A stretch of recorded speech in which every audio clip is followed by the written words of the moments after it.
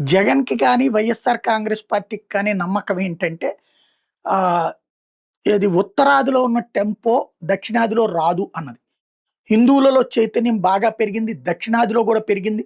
మొన్నటి జగన్ ఓటమిలో అది కూడా ఒకటి పాత్ర అన్నది జగన్‌కి అర్థం గావట్లేదు. వైఎస్ఆర్ కాంగ్రెస్ పార్టీకి అర్థం గావట్లేదు. బేసిక్‌గా వాస్తవంగా చెప్పాలంటే వైఎస్ఆర్ కాంగ్రెస్ పార్టీ టైంలో వీళ్ళు ఇప్పుడేదో సోషల్ మీడియాలో ప్రచారం చేస్తున్నట్టు చర్చిలని పెంచలేదు. చర్చిలు మామూలుగా పెరిగినయి తప్పించి జగన్ ప్రోత్సహించలేదనినే వాళ్ళ బావ గొడవ దిగింది. అనిల్ కుమార్ గొడవేంటి? చర్చిలను విపరీతంగా డెవలప్ చేసి క్రైస్తవాదాన్ని విపరీతంగా డెవలప్ చేయాలంటే దానికి జగన్ అంగీకరించలేదు.